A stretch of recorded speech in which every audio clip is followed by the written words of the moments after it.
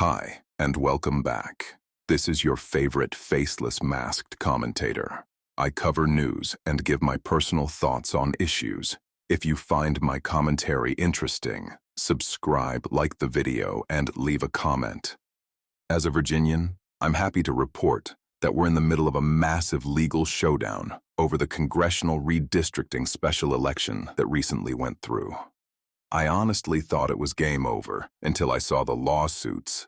Turns out, Virginia ended up opening the floodgates for patriots across the U.S. I'm not just talking about the recent victory Texas got with their maps either. Multiple states are ramping up their redistricting specifically to counter Virginia's power grab.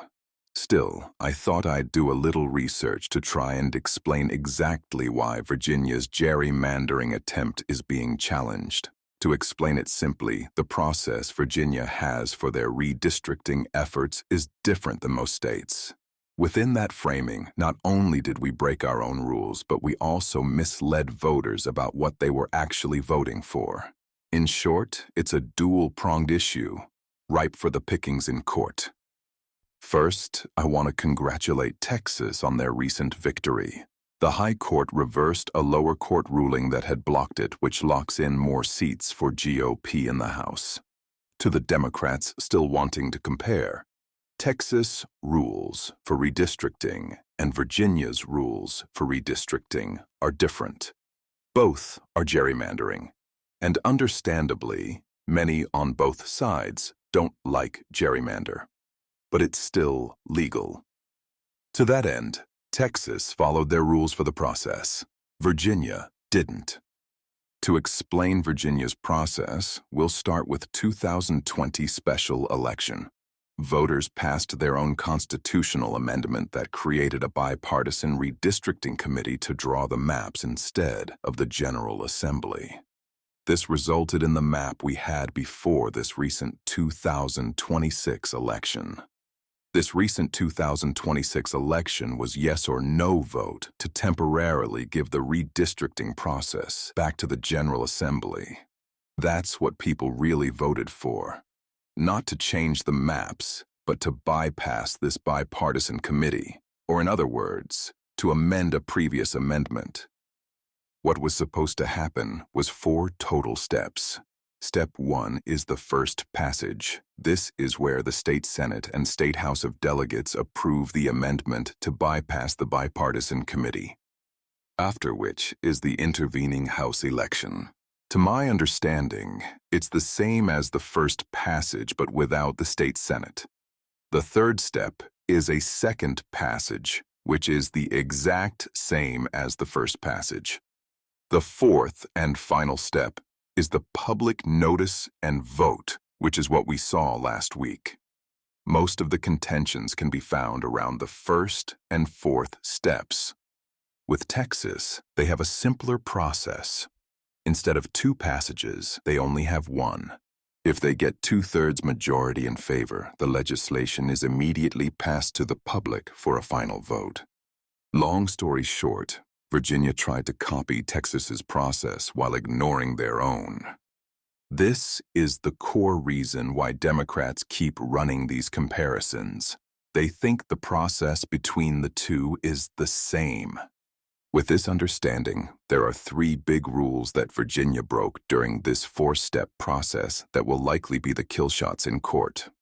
There's more, but these are the top 3 in my opinion. The first is in the first passage. They started a special session here that was supposed to be used budget matters only, not redistricting. This in itself isn't the problem, but if you want to expand the conversation within this special session, you're going to need that 2/3 majority I mentioned before. The vote won, but it was close. Nowhere near the required 2/3 majority. Our ruling legislature here is Democrat-controlled, so it passed anyway. The Supreme Court of Virginia allowed them to move forward, but still reserved the right to rule on the issue. You can argue that the first passage, or step number 1 of the process, wasn't even legitimate. This second big rule they broke is an important move in between step number 1 and step number 2 in Virginia's redistricting process.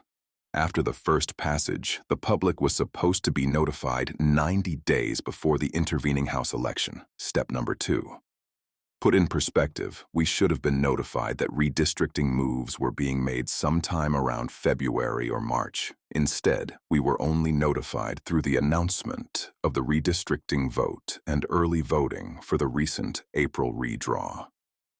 My working theory as to why the Supreme Court allowed them to move forward may have been to wait and see the reaction of the public here. The last big rule they broke is the most obvious one if you've been paying attention. The question on the ballot was extremely misleading.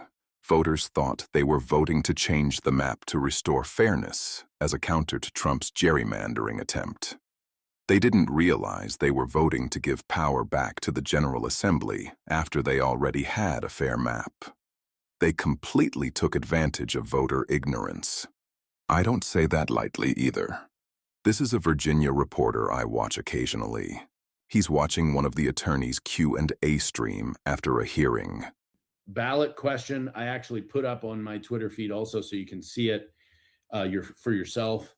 It was ruled in violation of Virginia's plain English rule. Some states have a rule that, and when I say rule, I mean in law, a statute that requires fair and balanced language. Virginia doesn't have a fair and balanced statute, but we do have a plain English statute. And Judge Hurley ruled that the plain English statute was violated with the extreme misleading nature of the ballot language. And now for the yes vote, Attorney Jay Jones and his cohort that came in to argue this today to say that those votes, don't really, it's not a big deal. It's not a big deal. It doesn't really matter if they know what they're voting on. Election day is still election day, and that's all that counts. And that was their argument this morning. And of course, you had the no vote saying, hey, listen, and they cited a Democrat who was one of the plaintiffs in this case, saying, hey, listen, if I knew this redistricting was going to be a thing, I would have voted differently.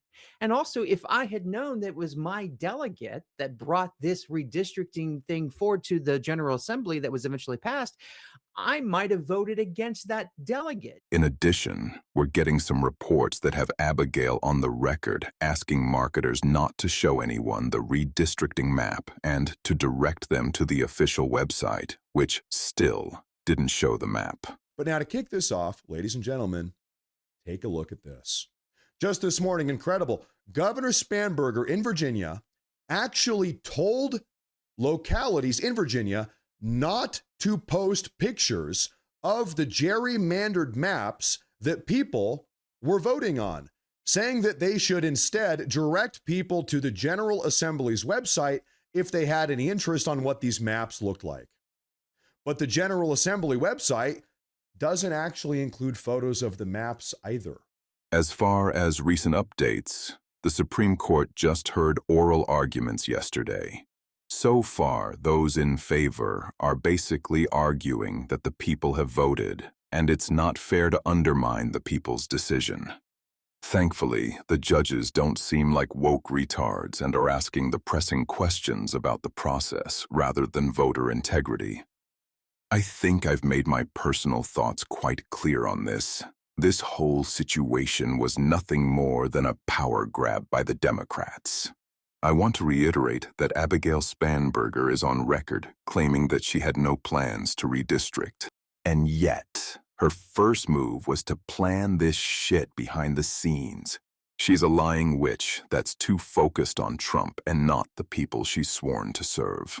She doesn't even care. She'll try this again. For now, this redistricting map is very likely dead on arrival.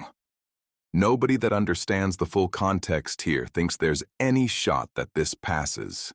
At the time of writing, a clear final ruling is expected mid-May. The courts appear to be moving fast on this issue. If you enjoyed this deep dive into Virginia's redistricting mess and want more breakdowns like it, hit that subscribe button and drop a like if you learned something new. Let me know in the comments what you think. I'll see you in the next one.